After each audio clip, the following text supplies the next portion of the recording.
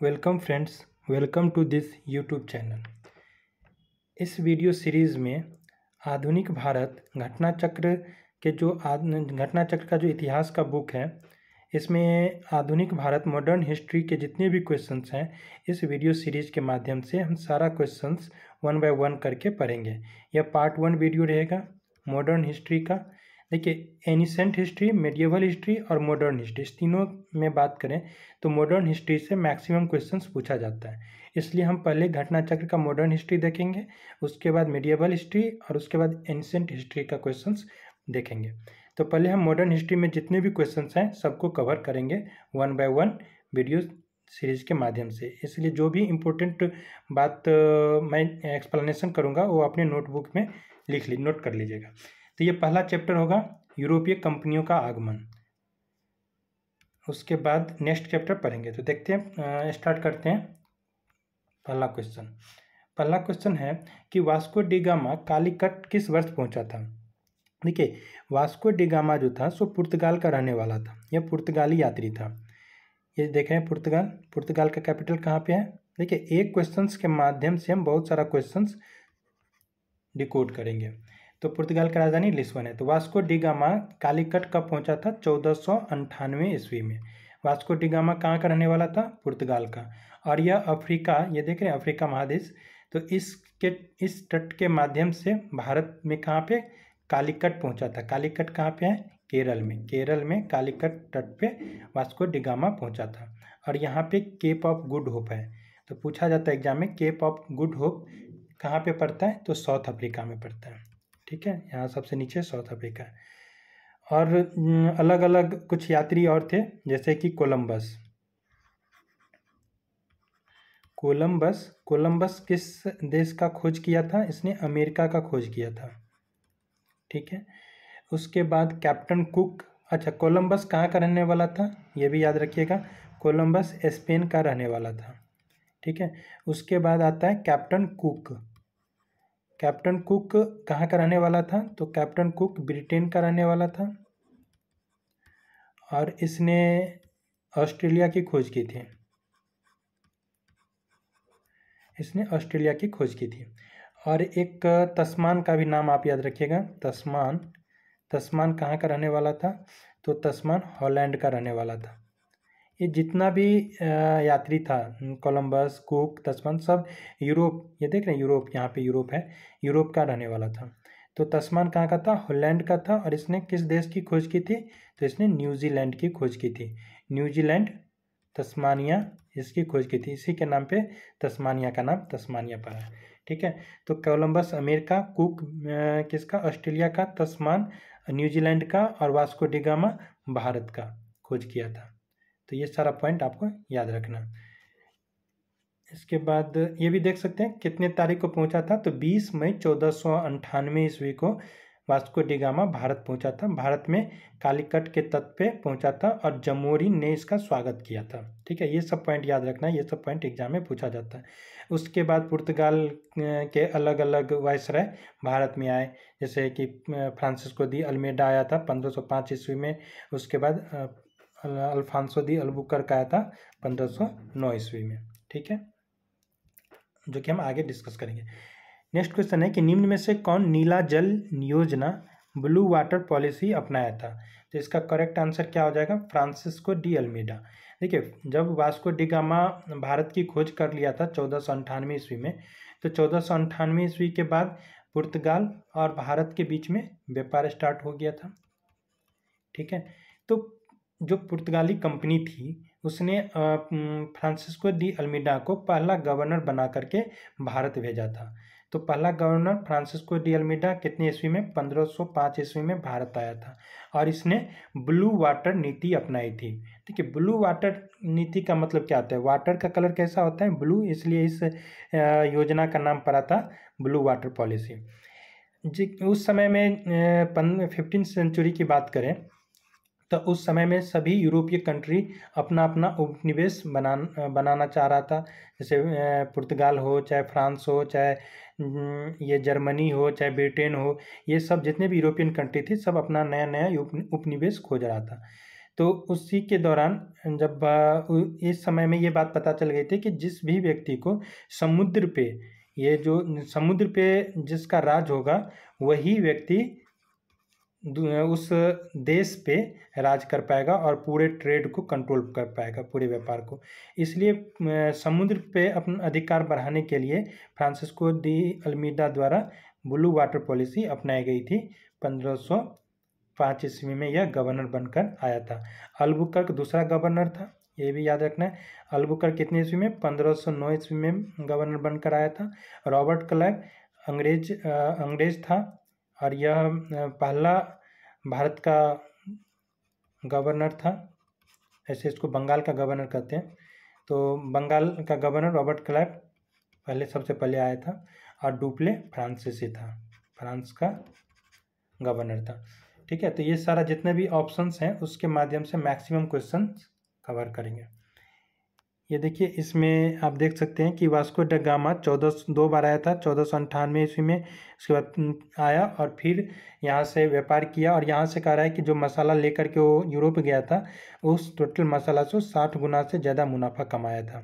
ठीक है, तो फर्स्ट यूरोपियन था वास्को डी गामा जो इंडिया पहुँचा था। उसने कलिकट पहुंचा था, जो कि हम एग्जाम में बता चुके हैं पहले वाले क्वेश्चन में। और वहाँ का जमोरिन शासक था जो इसका स्वागत किया था।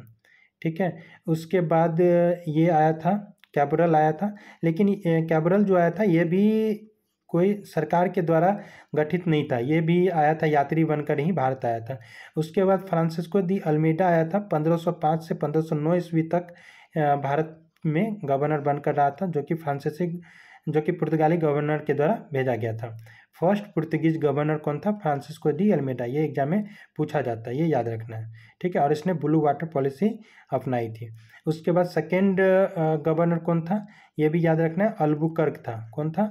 अल्बुकर्क सेकेंड गवर्नर था, जो कि 1509 ईस्वी से 1515 ईस्वी तक भारत में रहा था। ठीक है, और इसने एक चीज़ याद रखना है, अल्बुकर्क का जो इम्पोर्टेंट टाइम पीरियड 1509 से 1515 था। इसने अल्बुकर्क ने गोवा छीना था। किसके थ्रू? बीजापुर। देखिए, बीजापुर का जो शासक था उसका अधिकार था किस पे? गोवा पे। उससे गोवा कौन छीन लिया था? अल्बुकर्क छीन लिया था। 1509 में जो आया था अल्बुकर्क, उसने गोवा छीन लिया था 1510 ईस्वी में। और नीनो दी कुन्हा 1529 ईस्वी में गवर्नर बनकर आया और इसने हेडक्वार्टर बनाया था किसको? कोच्चिन को। कोच्चिन से गोवा। पुर्तगाल का पहले हेडक्वार्टर कहाँ पे था? कोच्चिन का था। तो नीनो दी कुन्हा जब 1529 ईस्वी में आया तो उसने कोच्चिन से गोवा अपना हेडक्वार्टर बनाया था। देखिए, मैक्सिमम क्वेश्चंस हम ऑप्शन के थ्रू कवर करेंगे। अब जो मैं एक्सप्लेनेशन आपको बता रहा हूँ इसको आप नोटबुक में नोट करते चले जाइएगा। एक क्वेश्चन से हम बहुत सारा क्वेश्चंस निकालेंगे और एग्जाम में यही इम्पोर्टेंट होता है। इतना बार हम रिवाइज करेंगे कि आपको सारा याद हो जाएगा। बस वीडियो ध्यान से सुनिए। नेक्स्ट थर्ड क्वेश्चन है कि मध्यकाल में सर्वप्रथम भारत से व्यापार संबंध स्थापित करने वाले थे। मध्यकाल में सबसे पहले भारत के साथ किसने व्यापार किया था, स्टार्ट किया था? पुर्तगाल, क्योंकि पुर्तगाल सबसे पहले आया था 1498 ईस्वी में। आपको ये क्रम भी याद रखना है कि कौन पहले आया था कौन बाद में आया था, तो आप ऐसे याद रख लीजिएगा, PDEF। सबसे पहले पुर्तगाली आया, उसके बाद डच आया, उसके बाद अंग्रेज आया, उसके बाद फ्रांसीसी आया।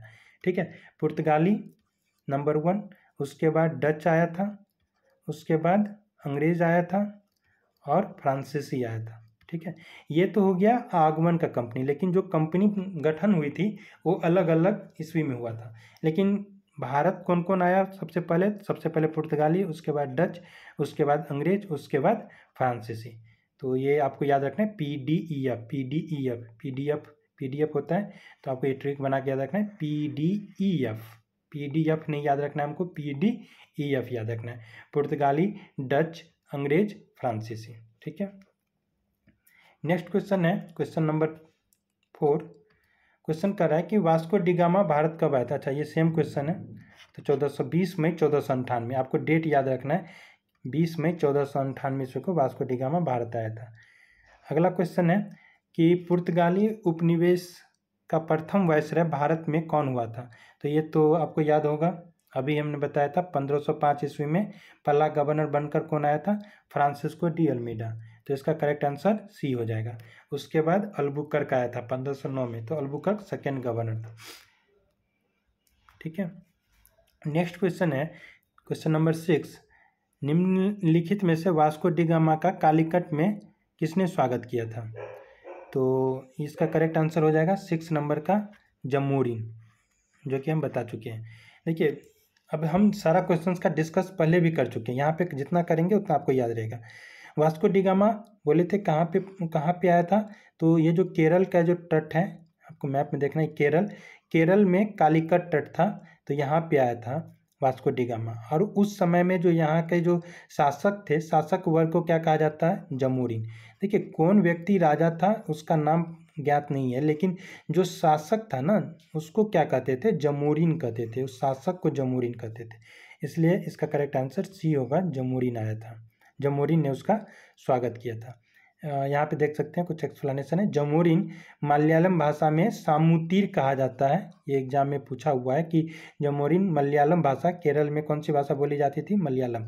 तो मलयालम भाषा में सामुतीर कहा जाता है। मध्यकालीन केरल के कोझिकोड क्षेत्र में हिंदू नरेश की उपाधि हुआ करती थी। तो जो जमोरिन था वो क्या था? जो हिंदू नरेश होता था उसका उपाधि हुआ करता था जमोरिन। और उसको संस्कृत में जैसे कि स्वामी कहते हैं, सम्राट कहते हैं।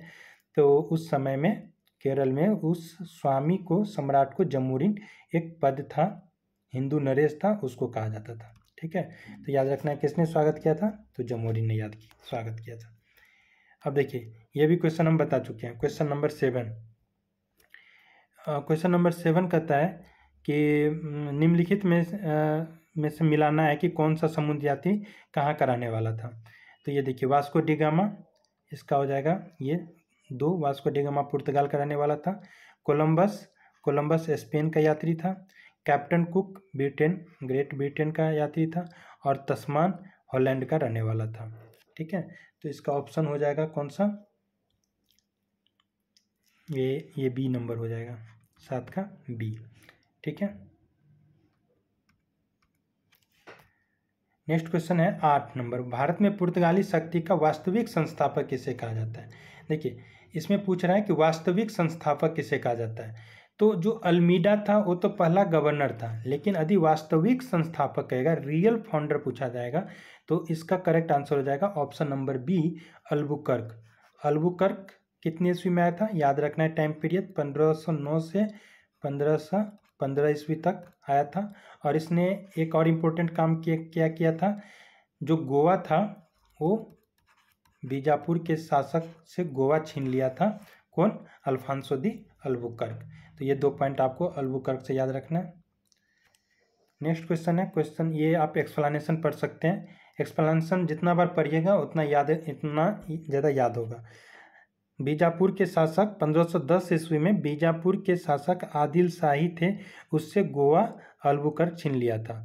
ठीक है, और उसके बाद जब अगला गवर्नर कौन, निनो दी कुन्हा आया था, उसने कोचीन, जो पहले पुर्तगाल का जो मेन कोचीन जो हेड क्वार्टर था, उसको हटा करके गोवा अपना हेड क्वार्टर बनाया था। तो निनो दी कुन्हा। तो ये सारा पॉइंट याद रखना है। ठीक है, नेक्स्ट क्वेश्चन है question number 9। Question number 9, Bharat में यूरोपीय शक्तियों के प्रवेश के संदर्भ में निम्न में से कौन सा कथन सही नहीं है? देखिए, यहाँ पे याद ध्यान रखना है कहाँ पे ये नहीं वाला क्वेश्चन में बहुत स्टूडेंट गलत कर जाते हैं। तो यहाँ पे पूछ रहा है कौन सा करेक्ट आंसर नहीं है, सही नहीं है। पहला कि पुर्तगाली ने 1499 में गोवा पर कब्जा किया था। देखिए, यही क्वेश्चन गलत है। पुर्तगाल गोवा पर कब्जा कितनी ईस्वी में किया था? किसके द्वारा? अल्फांसो दी अल्बुकर्क के द्वारा किया गया था 1510 ईस्वी में। ठीक है, तो ये क्वेश्चन आंसर, इसका मतलब पूछ रहा है कौन सा सही नहीं है, तो आंसर हो जाएगा ए सही नहीं है, क्योंकि वो कितने में? 1510 में किया था। 1498 ईस्वी में 20 मई 1498 ईस्वी को वास्को डी गामा भारत आया था। ठीक है, नेक्स्ट पॉइंट करें, अंग्रेज ने अपना पहला कारखाना दक्षिण भारत में मछलीपट्टनम में लगाया था। ये आंसर बिल्कुल सही है। कितनी ईस्वी में लगाया था? 1611 ईस्वी में। कहाँ पे? मछलीपट्टनम में लगाया था। देखिए, जब ये कैप्टन हॉकिंस जहांगीर के दरबार में आया था, तो 1608 ईस्वी में उसने बोला था कि हम सूरत में अपना फैक्ट्री लगाएंगे। तो जहांगीर उससे बोला था कि ठीक है आप लगा लो, लेकिन जब पुर्तगाली इसका विरोध किया तो जहांगीर उससे 1608 ईस्वी में सूरत में फैक्ट्री लगाने से मना कर दिया। फिर फिर अंग्रेज अपना पहला फैक्ट्री 1611 ईस्वी में कहाँ पे लगाया? 1611 में मछलीपट्टनम में लगाया। और सूरत में कितने में लगाया? 1613 में। ये पॉइंट आपको याद रखना है, ये बहुत कन्फ्यूजिंग क्वेश्चन है। तो 1613 ईस्वी में सूरत में लगाया, लेकिन पहला फैक्ट्री मछलीपट्टनम में लगाया था। कितने में? 1611 ईस्वी में। वहीं पर पूछेगा कि अंग्रेज अब पश्चिमी तट पर, ये जो भारत है तो पश्चिमी तट पर, ये हो गया पूरब, ये हो गया पश्चिम, पश्चिम तट पर पहला फैक्ट्री कहाँ पे लगाया था? सॉरी, ये हो गया पूरब और ये हो गया पश्चिम, तो पश्चिम तट पे पहला फैक्ट्री लगाया था सूरत में, ठीक है, 1613 में, और पूर्वी तट पर 1611 ईस्वी में। ऑप्शन नंबर सी है कि पूर्वी भारत में अंग्रेजी कंपनी ने 1633 में उड़ीसा में पहला कारखाना लगाया था। ये बिल्कुल सही है, उड़ीसा में पहला कारखाना 1633 में लगाया था। और ऑप्शन नंबर डी कह रहा है कि डुप्ले के नेतृत्व में फ्रांसीसियों ने 1746 में मद्रास पर कब्जा किया था। तो ये भी ऑप्शन सही है, हम आगे इसका एक्सप्लेनेशन भी पढ़ेंगे, ठीक है। नेक्स्ट क्वेश्चन है क्वेश्चन नंबर 10। पुर्तगाली ने भारत में निम्नलिखित में से किस स्थान पर पहला दुर्ग निर्माण किया था? तो पुर्तगाली पूछ रहा था, इसका करेक्ट आंसर क्या होगा? पहला दुर्ग कहाँ पे लगाया था? कोचीन में। तो ऑप्शन नंबर सी, पहला दुर्ग कहाँ पे लगाया था? तो कोचीन में लगाया था, ठीक है। उसके बाद कोचीन उसका हेड क्वार्टर भी था, तो बाद में हेड क्वार्टर कहाँ शिफ्ट कर दिया गया? गोवा में। किसके द्वारा? नीनो दी कुन्हा के द्वारा। नेक्स्ट क्वेश्चन देखते हैं, क्वेश्चन नंबर 11 कह रहा है कि किन यूरोपियों ने भारत में प्रथमतः सामुद्रिक व्यापारिक केंद्र स्थापित किया था? तो इसका करेक्ट आंसर हो जाएगा 11 नंबर का सी। कह रहा है कि किन यूरोपियों ने भारत में प्रथमतः सामुद्रिक व्यापारिक केंद्र स्थापित किया? तो सबसे पहले किसने किया था? पुर्तगाली ही किया था, क्योंकि सबसे पहले तो पुर्तगाली ही आया था, तो सबसे पहले कौन किया था? पुर्तगाली ही किया था, ठीक है। नेक्स्ट क्वेश्चन है क्वेश्चन नंबर 12। 12 नंबर में क्या कह रहा है कि बंगाल के निम्नलिखित फैक्ट्रियों में से एक जो पुर्तगालियों द्वारा स्थापित की गई थी वह कौन सा था? तो देखिए, बंगाल में जितने भी फैक्ट्री स्थापित किया गया था उसमें जो सबसे पहले पुर्तगालियों के द्वारा किया गया था वो पूछ रहा है कौन सा फैक्ट्री था? तो वो फैक्ट्री था Hooghly. Option number C, option number C इसका करेक्ट आंसर हो जाएगा, option number C. Next question देखते हैं, ये एक्सप्लेनेशन है नीनो दी कुन्हा 1529 से 1548 ईस्वी तक। तो ये एक्सप्लेनेशन आप पढ़ लीजिएगा। सबसे पहले बंगाल में कहाँ पे फैक्ट्री लगाया था? तो लगाया था हुगली में। क्वेश्चन नंबर 13 है कि पांडिचेरी, वर्तमान पुडुचेरी, पहले पुडुचेरी को पांडिचेरी कहते थे, के संदर्भ में निम्नलिखित कथनों पर विचार कीजिए, ठीक है। कि पुडुचेरी पर कब्जा करने वाली पहली यूरोपीय शक्ति पुर्तगाली थी। नेक्स्ट है कि पांडिचेरी पर कब्जा करने वाले दूसरे यूरोपियन शक्ति फ्रांसीसी थी। और तीसरा कह रहा है कि अंग्रेजों ने कभी पांडिचेरी पर कब्जा किया ही नहीं। निम्न उपयुक्त में से कौन सा कथन सही है? तो देखिए, कह रहा है कि पांडिचेरी पर कब्जा करने वाले पहले यूरोपीय शक्ति पुर्तगाल था, तो ये बिल्कुल सही होगा, क्योंकि सबसे पहले कौन कब्जा किया था? पुर्तगाल ही किया था, तो ऑप्शन नंबर ए। उसके बाद पांडिचेरी पर कब्जा करने वाले दूसरे यूरोपीय शक्ति फ्रांसीसी थी, ये गलत होगा। उसके बाद अंग्रेज ने अपना अधिकार जमाया था। और तीसरा ऑप्शन है कि अंग्रेजों ने कभी पांडिचेरी पर कब्जा नहीं किया था, तो ये गलत होगा। 2 और 3 गलत होगा, केवल पहला सही होगा। तो इसका करेक्ट आंसर क्या हो जाएगा? ऑप्शन नंबर ए, केवल ए सही होगा, ठीक है। पांडिचेरी, देखिए पांडिचेरी में सबसे पहले पुर्तगाली, सबसे पहले कौन आया था? पांडिचेरी में सबसे पहला अधिकार पुर्तगाली का हुआ था। उसके बाद डैनिश का अधिकार हुआ था, और उसके बाद डच का अधिकार हुआ था। और उस 1673 ईस्वी के आसपास, 1673 ईस्वी में फ्रांसीसी का अधिकार हो गया किस पे? पुर्तगाल में, कितनी ईस्वी में? 1673 ईस्वी में। उसके बाद 1793 ईस्वी के आसपास अंग्रेज 1793 ईस्वी में अंग्रेज फ्रांसीसी से ये पुर्तगाल छीन लिया। कितनी ईस्वी में? 1793 ईस्वी में अंग्रेज का अधिकार हो गया। लेकिन पुनः 1814 ईस्वी में जो संधि होती है, 1814 ईस्वी में पेरिस की संधि होती है, पेरिस की संधि होती है और इस संधि के तहत फ्रांस को पौंडीचेरी फिर से सौंप दिया गया। देखिए अच्छे से याद रखना है इस क्वेश्चन को। सबसे पहले पौंडीचेरी पे किसका अधिकार था? सबसे पहले पुर्तगाल का अधिकार था, उसके बाद डेनिश का हुआ, उसके बाद डच का हुआ और उसके बाद फ्रांसीसी का हुआ। फ्रांसीसी का अधिकार पुर्तगाल में पौंडीचेरी में कितनी ईस्वी में हुआ? तो 1673 ईस्वी में हुआ था। 1793 ईस्वी में अंग्रेज फ्रांसीसी से पुर्तगाल छीन लिया। लेकिन 1814 ईस्वी में पेरिस की संधि होती है। आपको याद रखना है पेरिस की संधि कितनी ईस्वी में? 1814 ईस्वी में पेरिस की संधि होती है, जिसके तहत ये पौंडीचेरी फिर से फ्रांसीसी को दे दिया गया। ठीक है, ये क्वेश्चन थोड़ा सा टफ क्वेश्चन था, खैर कोई बात नहीं, ये एक्सप्लेनेशन है, आप एक्सप्लेनेशन पढ़ सकते हैं। नेक्स्ट क्वेश्चन है क्वेश्चन नंबर 14। हुगली को बंगाल की खाड़ी में समुद्री लूटपाट के लिए किसने अड्डा बनाया था? तो इसका करेक्ट आंसर होगा 14 का ए। देखिए पुर्तगालियों ने हुगली को बंगाल में व्यापारिक लूटपाट करने के लिए अपना केंद्र बनाया था। Question number 15। बंगाल की खाड़ी में समुद्री डकैती हेतु हुगली का उपयोग कौन करता था? तो इसका करेक्ट आंसर हो जाएगा ऑप्शन नंबर सी। कौन करता था? तो पुर्तगाली करता था। ऑप्शन नंबर सी पुर्तगाल करता था। ये एक्सप्लेनेशन है, आप एक्सप्लेनेशन पढ़ सकते हैं। नेक्स्ट क्वेश्चन है क्वेश्चन नंबर 17। कलकत्ता किसने बनाया था? कलकत्ता किसने बनाया था? तो इसका करेक्ट आंसर होगा option number D, job Charnock. Calcutta का स्थापना किसने किया था? जॉब चार्नोक किया था। ठीक है, 17 का डी हो जाएगा। देखिए कलकत्ता शहर तो जॉब चार्नोक से पहले कलकत्ता शहर था, लेकिन ऑप्शन में यदि क्वेश्चन में यदि पूछे कि कलकत्ता किसने बनाया था, तो इसका करेक्ट आंसर ऑप्शन डी होगा, जॉब चार्नोक होगा। क्वेश्चन नंबर 18 कर रहा है कि भारत के साथ व्यापार के लिए सर्वप्रथम संयुक्त पूंजी किन लोगों ने प्रारंभ की थी? तो 18 का करेक्ट आंसर हो जाएगा बी, डच। देखिए सबसे पहले कौन सी कंपनी बनी थी?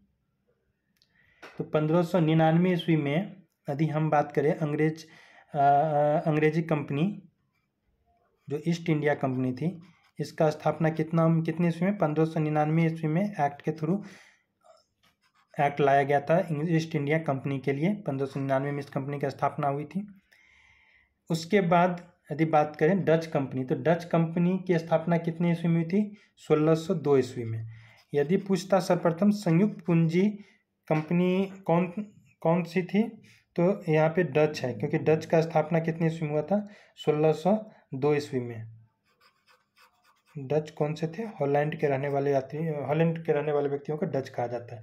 तो 1602 ईस्वी में इस कंपनी का स्थापना हुआ था, तो इसलिए इसका करेक्ट आंसर हो जाएगा डच। वहीं पे फ्रेंच की बात करें तो फ्रेंच कंपनी की स्थापना कितने ईस्वी में हुई थी? 1664 ईस्वी में फ्रेंच कंपनी की स्थापना हुई थी। और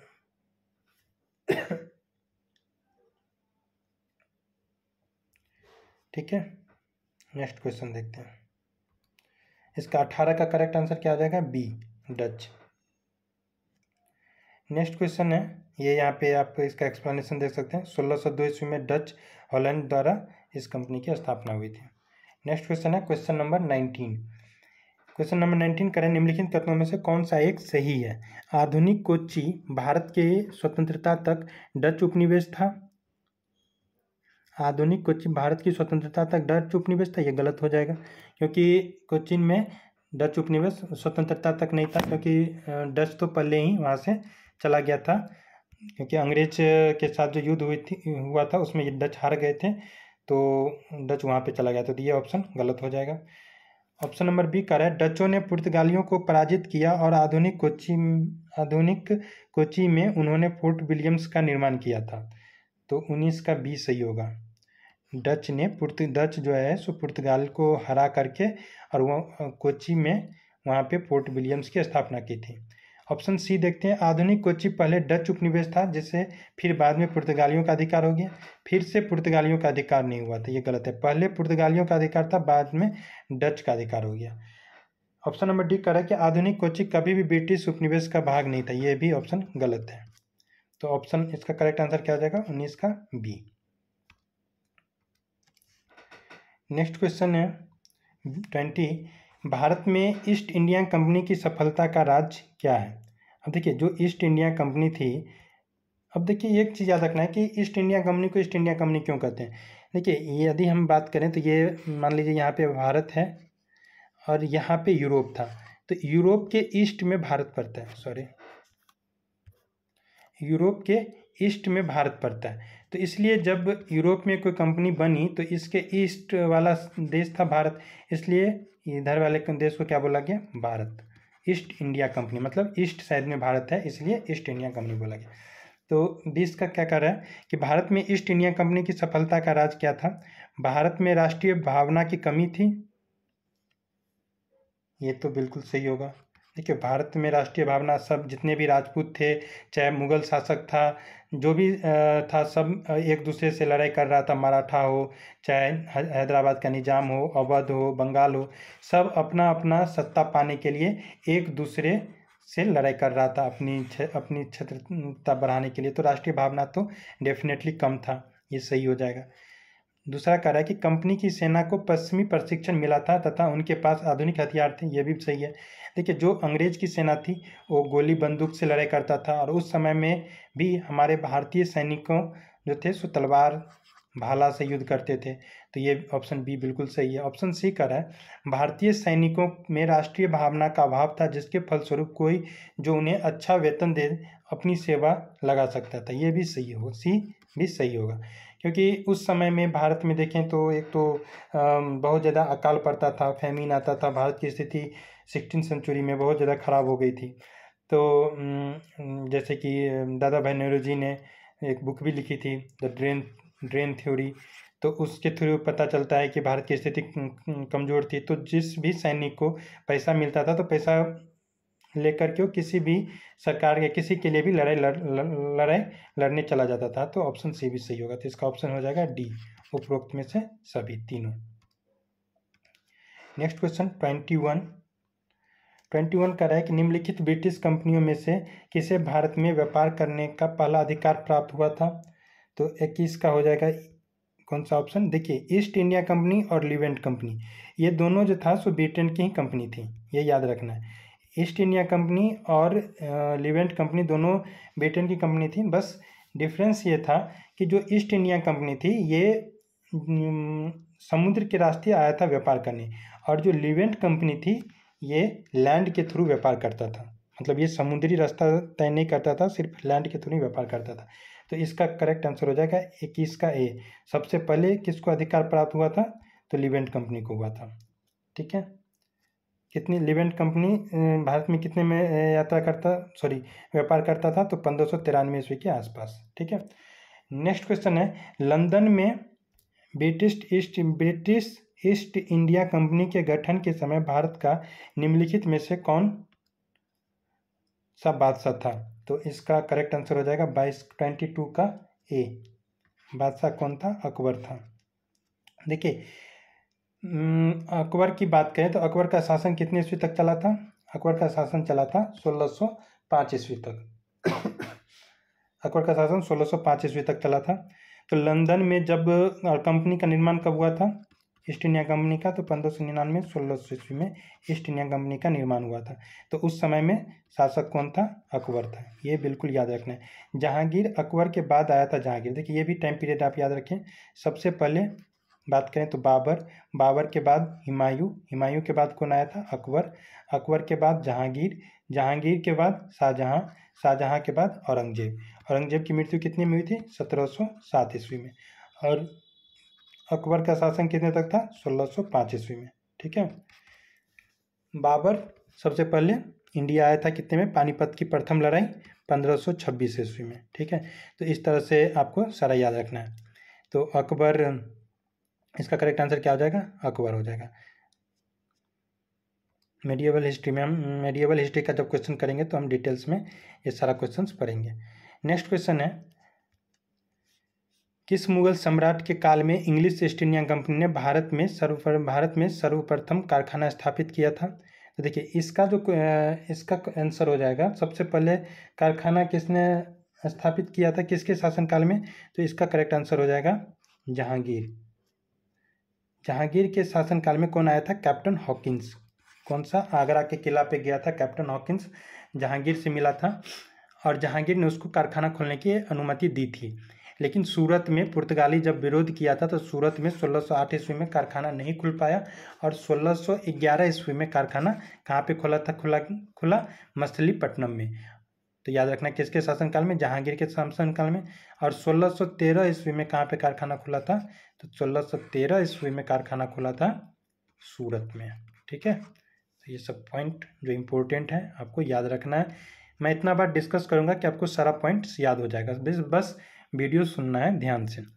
नेक्स्ट क्वेश्चन नंबर 24 है कि भारत में 1613 ईस्वी में अंग्रेजों ने अपनी पहली फैक्ट्री कहाँ पर स्थापित की थी? देखिए 1613 ईस्वी में दिया हुआ है, तो 1613 में तो यहाँ पे किया था सूरत में, यही 1613 नहीं रहता, पूछता अंग्रेजों ने अपनी पहली फैक्ट्री कहाँ पे स्थापित की थी, तो इसका आंसर होता मछलीपट्टनम। ठीक है, नेक्स्ट क्वेश्चन देखते हैं। 24 हो गया था ना, हाँ हो गया था। 25 क्वेश्चन कर रहा है कि ईस्ट इंडिया कंपनी की प्रथम फैक्ट्री स्थापित की गई थी। ईस्ट इंडिया कंपनी की प्रथम फैक्ट्री कहाँ पर स्थापित की गई थी, तो मछलीपट्टनम में, लेकिन मछलीपट्टनम नहीं है तो यहाँ पे सूरत है। मछलीपट्टनम के बाद कहाँ पे किया गया था, सूरत में, तो 25 का करेक्ट आंसर हो जाएगा डी। ठीक है, 26 है, निम्नलिखित में से किस अंग्रेज अधिकारी ने पुर्तगाली को सवाली के स्थान पर हराया था? कौन हराया था? सवाली का युद्ध हुआ था जिसमें थॉमस बेस्ट ने पुर्तगालियों को हराया था। और जब थॉमस बेस्ट ने पुर्तगाली को हराया था, देखिए जब मुगल की बात करें ना, तो मुगल के समय में पुर्तगाली जब आया था भारत में तो पुर्तगाली का दबाव मुगल पे ज़्यादा था, इसलिए मुगल पुर्तगाल से कोई पंगा लेना नहीं चाहता था, क्योंकि ये फ्रांसिस्को दी अल्मीडा 1505 ईस्वी में जब आया तो उसने अपना पुर्तगाली शक्ति को भारत में बहुत बढ़ाया था। और 1509 ईस्वी में अल्फांसो दी अल्बुकर्क आया, अल्मीडा के द्वारा ये ब्लू वाटर पॉलिसी लाया गया था, जिसके थ्रू पूरे समुद्र पे किसका अधिकार था, पुर्तगाल का था। तो इसके थ्रू मुगल भी पुर्तगाल से डरता था। तो जब ये सूरत में आया था कैप्टन हॉकिंस जहांगीर से ऑर्डर लेकर के 1608 ईस्वी में सूरत में लिया ऑर्डर कि हम वहाँ पे फैक्ट्री बनाएंगे, लेकिन जब पुर्तगाली इसका विरोध किया तो मुगल ने डायरेक्ट मना कर दिया था, क्योंकि उस समय में पुर्तगाली की शक्ति ज़्यादा थी। लेकिन थॉमस बेस्ट नामक एक अंग्रेज अधिकारी था, उसने पुर्तगालियों को सवाली के युद्ध में हरा दिया। तो जब ये सवाली के स्थान पे हराया था ना, तब मुगल को समझ में आ गया कि नहीं, पुर्तगाली से ज़्यादा शक्तिशाली कौन है, अंग्रेज है। तो वो अंग्रेज को फिर ज़्यादा महत्व देने लगे और उसको और भी जो अधिकार होता था, जो व्यापार करने का, चाहे फैक्ट्री बनाने स्थापित करने का, वो अधिकार अंग्रेज को ज़्यादा मिलने लगा। नेक्स्ट क्वेश्चन है, निम्नलिखित यूरोपीय व्यापारिक कंपनियों में से किसने सूरत में सर्वप्रथम अपना कारखाना स्थापित किया था? तो सूरत में सबसे पहले कारखाना अंग्रेज स्थापित किया था। देखिए ये याद रखना है, सूरत, ये क्वेश्चन बहुत बार पूछा गया एग्जाम में, जो भी इम्पोर्टेंट क्वेश्चन होगा मैं वो बताते जाऊंगा।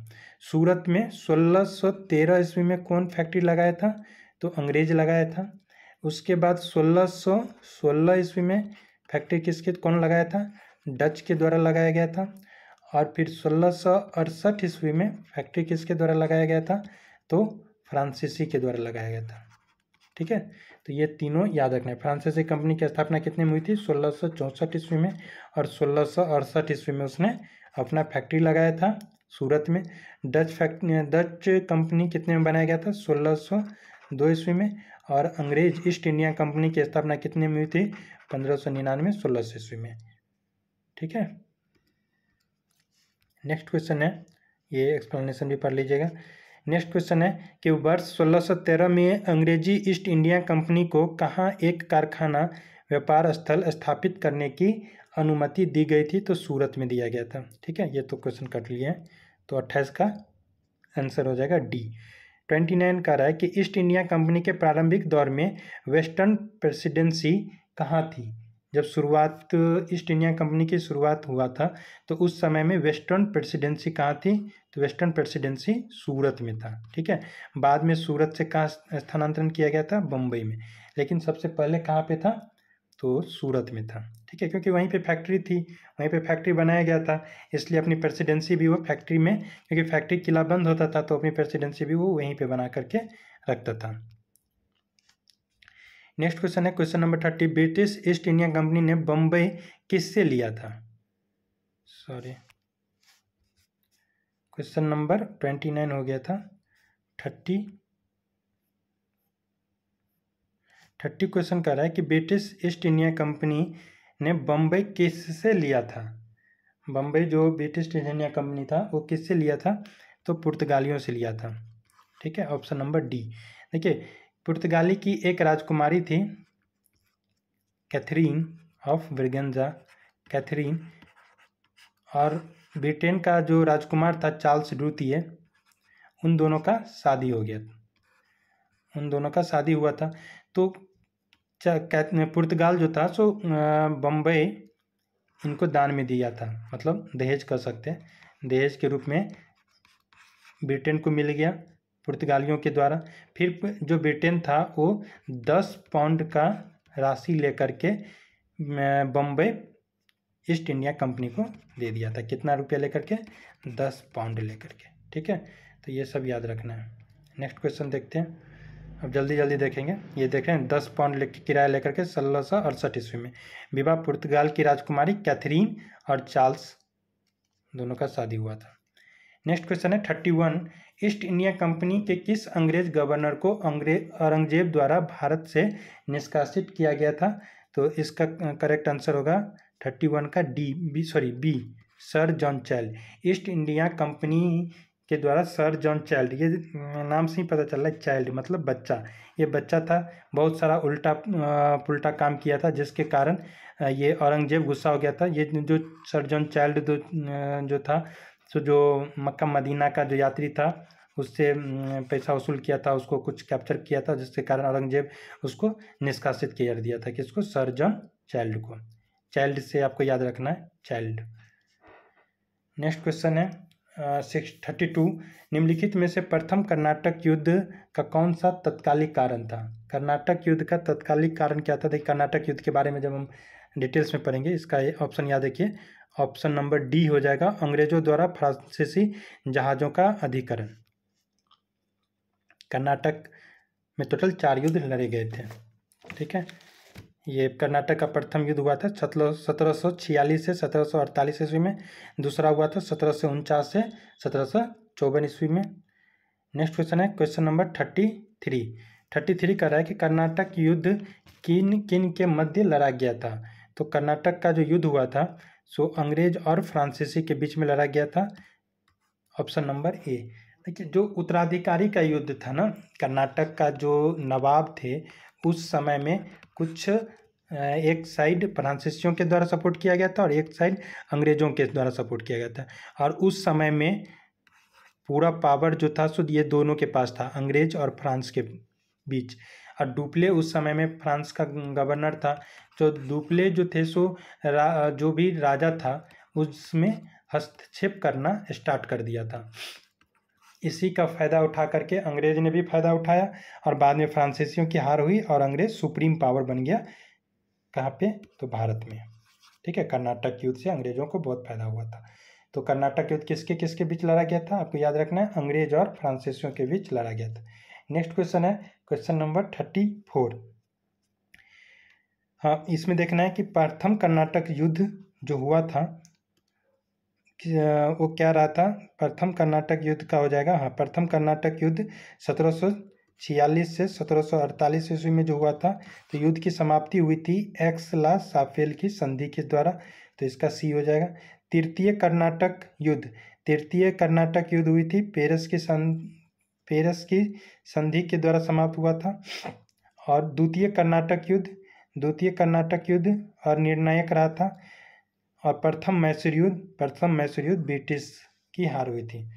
तो ये 3 को याद रखना है, ठीक है। मैसूर में भी टोटल 3 युद्ध हुआ था। लास्ट युद्ध हुआ था मैसूर में 1799 ईस्वी में, जिसमें टीपू सुल्तान की हार हुई थी। तो इसका करेक्ट आंसर हो जाएगा option number C. Next question है 35। अच्छा, ये तो एक्सप्लेनेशन है। 35 करेक्ट, निम्नलिखित में से कौन सा सही सुमेलित नहीं है। देखिए, इसमें जो सही सुमेलित नहीं है उसको चूज करना है। तो कह रहा है कि प्रथम कर्नाटक युद्ध 1746 से 1748 ईस्वी में हुई थी, तो ये बिल्कुल सही है। द्वितीय कर्नाटक युद्ध 1750 से 52, ये गलत है, क्योंकि हमने अभी बताया था द्वितीय कर्नाटक युद्ध 1749 ईस्वी में हुई थी। कर्नाटक का तृतीय युद्ध 1758 से 63 ईस्वी में हुई थी, ये भी सही है। और पानीपत का तृतीय युद्ध 1761 ईस्वी में, ये भी सही है। पानीपत में मेनली 3 लड़ाई हुआ था। पहला जो हुआ था पानीपत की प्रथम लड़ाई, वो हुई थी 1526 ईस्वी में। दूसरा हुआ था 1556 ईस्वी में। और तीसरा हुआ था 1761 ईस्वी में, ठीक है। पहला जो हुआ था वो याद रखना है किसके किसके बीच में हुआ था। तो ये हुआ था 1526 वाला बाबर और इब्राहिम लोदी के बीच में। दूसरा जो हुआ था ये हुआ था अकबर और हेमू के बीच में, सूरवंश का था। अकबर खुद लड़ने नहीं गया था, इसका सेनापति लड़ा था। और हेमू जो सूरवंश का शासक था वो उसके बीच में। और 1761 का जो तृतीय युद्ध हुआ था ये मराठा के बीच में हुआ था और अहमद शाह अब्दाली, ठीक है। सब याद रखना है। नेक्स्ट क्वेश्चन है 36। निम्नलिखित में से कौन सा प्रथम यूरोपियन व्यक्ति था जिसने भू क्षेत्र अर्जित करने के उद्देश्य से भारतीय राजाओं के झगड़ों में भाग लेना स्टार्ट किया था। ये अभी हम बताए थे, ये किसने किया था, ये डुप्ले। और इसी के द्वारा बाद में इसी के डुप्ले के ही सिद्धांत पे राज्य हड़प नीति स्टार्ट की गई थी। तो इसका करेक्ट आंसर हो जाएगा डुप्ले, 36 का बी। नेक्स्ट क्वेश्चन है, ये आप एक्सप्लेनेशन पढ़ लीजिएगा, बहुत टाइम हो गया इसलिए हम थोड़ा। नेक्स्ट क्वेश्चन है 37। भारत में फ्रांसीसियों ने अपना सबसे पहला कारखाना निम्न स्थानों में से कहाँ पे लगाया था। तो फ्रांसीसी ने सबसे पहला कारखाना सूरत में कितने ईस्वी में, 1668 ईस्वी में लगाया था। सूरत में कौन कौन फैक्ट्री कब कब लगी थी आपको याद रखना है। 1613 ईस्वी में सूरत में अंग्रेज के द्वारा लगाया गया। 1616 ईस्वी में किसके द्वारा, देखिए 1613 में अंग्रेज के द्वारा, 1616 ईस्वी में डच के द्वारा और 1668 में फ्रांसीसी के द्वारा, ठीक है। तो आपको ये 3-4 पॉइंट याद रखना है, बहुत ही इंपॉर्टेंट है और एग्जाम में पूछा जाता है। नेक्स्ट क्वेश्चन है, फ्रांसीसी ईस्ट इंडिया कंपनी स्थापित हुई थी किसके शासनकाल में। देखिए, फ्रांस में उस समय में लुई 14वें का शासनकाल था, ऑप्शन नंबर ए। उस समय में फ्रांसीसी ईस्ट इंडिया कंपनी 1664 ईस्वी में फ्रांसीसी ईस्ट इंडिया कंपनी की स्थापना की थी। तो ये एक सरकारी कंपनी था, तो जिसके कारण इसमें बहुत ज़्यादा भ्रष्टाचार चल रहा था, कंपनी लॉस में जा रही थी। बाद में डुप्ले बना, डुप्ले की नीति बहुत अच्छी थी, लेकिन कुछ फेल्योर के कारण उसको फिर से फ्रांस बुला लिया गया, जो कि जिसके कारण फ्रांसीसी कंपनी भारत में दिन पर दिन कमज़ोर होती गई और अंततः 1760 ईस्वी के बाद अंग्रेज का भारत पे पूर्ण अधिकार हो गया। 39 क्वेश्चन करेक्ट। निम्नलिखित में से किसे भारत में फ्रांसीसी कंपनी का संस्थापक माना जाता है। तो फ्रांसीसी कंपनी का वास्तविक संस्थापक कॉलबर्ट। देखिए, फ्रांसीसी जो सरकार थी, जो गवर्नमेंट थी, उसमें कॉलबर्ट जो था सो एक विदेश मंत्री था। कॉलबर्ट वित्त मंत्री था कॉलबर्ट, उसके द्वारा फ्रांसीसी कंपनी की स्थापना 1664 ईस्वी में की गई थी। तो इसका करेक्ट आंसर क्या हो जाएगा, सी। नेक्स्ट क्वेश्चन 40 है कि बंगाल में निम्न में से कौन सा कारखाना डचों ने स्थापित किया था। तो बंगाल में डचों के द्वारा कौन सा कारखाना स्थापित किया गया था? देखिए इसमें कह रहा है कि बंगाल में कौन सा कारखाना डचों ने स्थापित किया था। तो डच ने हुगली में भी अपना कारखाना स्थापित किया था और चिंसुरा में भी अपना कारखाना स्थापित किया था। तो ये इसका क्वेश्चन का आंसर हो जाएगा बी एंड सी। आगे एक्सप्लेनेशन है, आप पढ़ लीजिएगा, उसमें क्लियर हो जाएगा। ये एक्सप्लेनेशन है, इसमें आप पढ़ लीजिएगा, सारा पॉइंट दिया हुआ है, आपको क्लियर हो जाएगा। नेक्स्ट क्वेश्चन है 41 डच ईस्ट इंडिया कंपनी ने किस वर्ष अपनी फैक्ट्री पटना में स्थापित की थी? यह क्वेश्चन बीपीएससी में बहुत बार पूछा गया है। तो 41 का करेक्ट आंसर क्या हो जाएगा? 1632 ईस्वी। 1632 ईस्वी में डच ईस्ट इंडिया कंपनी ने अपना फैक्ट्री कहाँ पे लगाया था? पटना में, ठीक है, 1632 में। और 1633 में अंग्रेज अपनी फैक्ट्री कहाँ पे लगाया था? उड़ीसा में, ठीक है। नेक्स्ट क्वेश्चन है, यहाँ पे आप पढ़ लीजिएगा explanation. Next question, question number 42, फ्रांसीसी दक्कन में शक्ति आंदोलन स्थापित करने में असफल रहे। कह रहा है कि जो फ्रांसीसी है उस शक्ति आंदोलन स्थापित करने में, अपनी शक्ति स्थापित करने में असफल रहे। क्यों रहा? तो हम ऑप्शन पढ़ते हैं।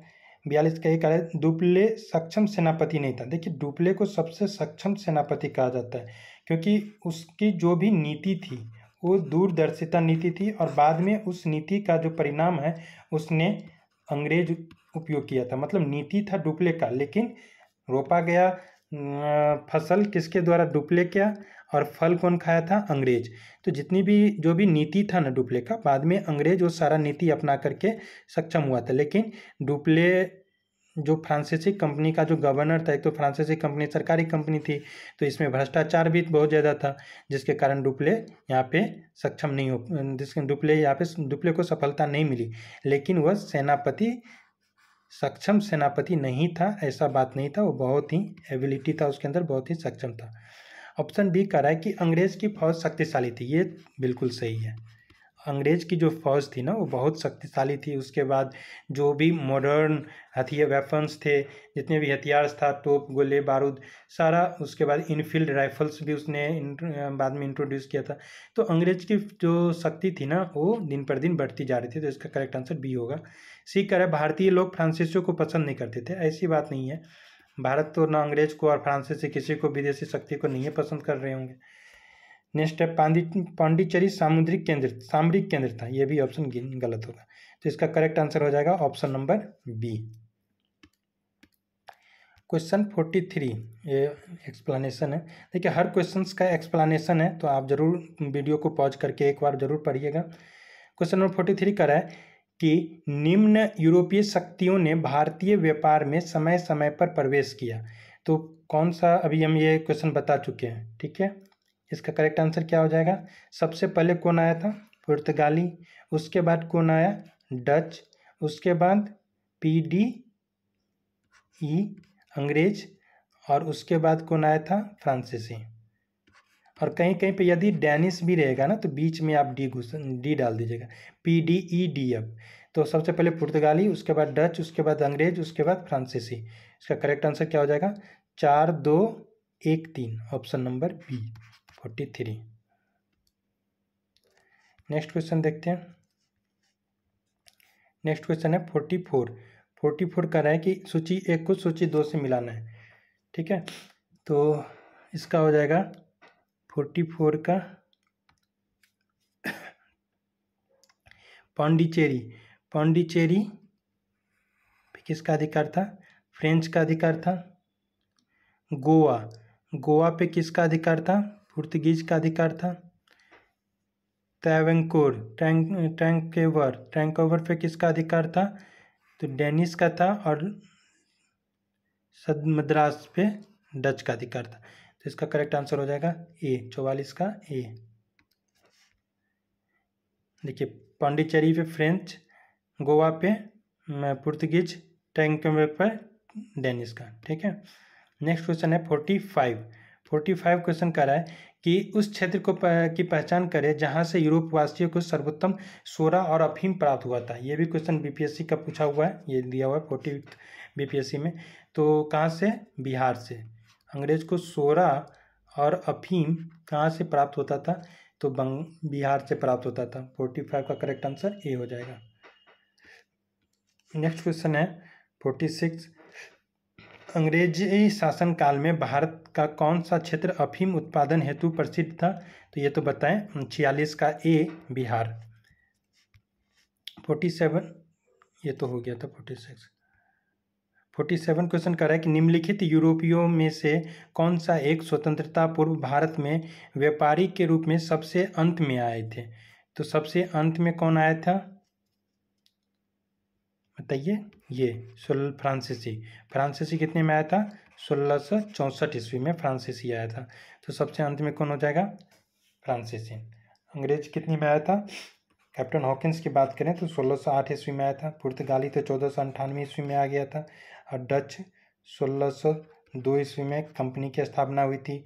डच ने अपना पहला फैक्ट्री 1616 में लगाया था। कहाँ पे? सूरत में। ठीक है। नेक्स्ट क्वेश्चन है निम्नलिखित में से किन स्थानों पर डचों ने अपने व्यापारिक अड्डे स्थापित किए थे? तो नागपट्टनम डच के बारे में पूछ रहा है। तो डच ने अपना कारखाना कहाँ पर स्थापित? व्यापारिक अड्डा था नागपट्टनम, चिंसूरा, मछलीपट्टनम इसमें किया था। सूरत में भी था, भरूच आगरा में भी था, कोचीन, अहमदाबाद, पटना में भी उसने लगाया था। तो कितने में लगाया था? 1632 में। तो इसका करेक्ट आंसर हो जाएगा उपरोक्त सभी डी हो जाएगा। 48 का करेक्ट आंसर क्या हो जाएगा? डी। नेक्स्ट क्वेश्चन 49 है। 49 का है कि निम्नलिखित पर विचार कीजिए। मृदा के स्वरूप तथा उपज के गुणों के आधार पर भूमि राजस्व का मूल्यांकन किया जाता था? ऐसा तो नहीं था। मृदा के स्वरूप तथा उपज के गुणों के आधार पर भूमि राजस्व नहीं, ये गलत है। भूमि का तो बाद में जितने भी जो राजस्व अधिक किया गया था वो जमींदारी प्रथा थी। जमींदारी प्रथा ये थी कि एक निश्चित राजस्व डिसाइड कर दिया जाता था और किसान को वो राजस्व चुकाना होता था। उसके बाद महलवारी प्रथा थी। तो ये सब प्रथा में कहीं पे भी उसकी उपज के गुण के आधार पर नहीं किया गया था। अंग्रेज तो लूटने के लिए आया था, तो उसको क्या फ़र्क पड़ता है कि गुण कैसा है नहीं है? तो ये तो गलत हो जाएगा। नेक्स्ट है युद्ध में चलती फिरती तोपों का उपयोग नहीं, ये गलत है। चलती फिरती तोपों का उपयोग नहीं किया जाता था। जो तोप था वो ब्लॉक कार्ट मतलब बैलगाड़ी पे उस तोप को लोड करके जहाँ पे भी युद्ध होता था तो वहाँ पे ले जाया जाता था और उसी ब्लॉक कार्ट मतलब बैलगाड़ी पर से ही उस तोप को चलाया जाता था। तो ये भी ऑप्शन गलत हो जाएगा। ऑप्शन 3 का रहा है कि तंबाकू और लाल मिर्च की खेती। तो तंबाकू और लाल मिर्च की खेती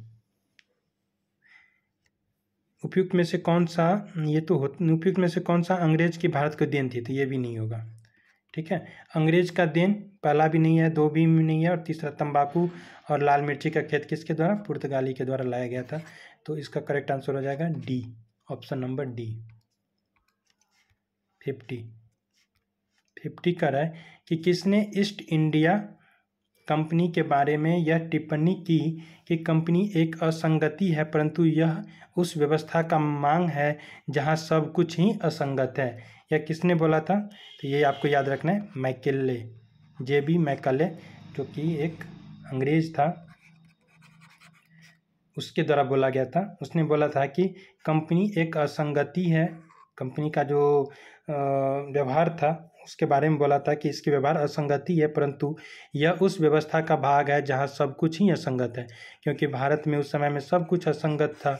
कोई भी मंगोल हो चाहे जो भी नॉर्थ ईस्ट से आने वाला हो आता था, भारत को लूट करके चला जाता था। जैसे कि अब्दाली की बात करें, चाहे बहुत सारे ऐसे लुटेरा हुआ जो भारत को लूट के चला जाता था। सबसे ज़्यादा अटैक सोमनाथ मंदिर पे किया गया। तो इस हिसाब से इसने JB मैकेले ने बोला था, option number B. Thank you for watching this video. Please like, share and subscribe this video.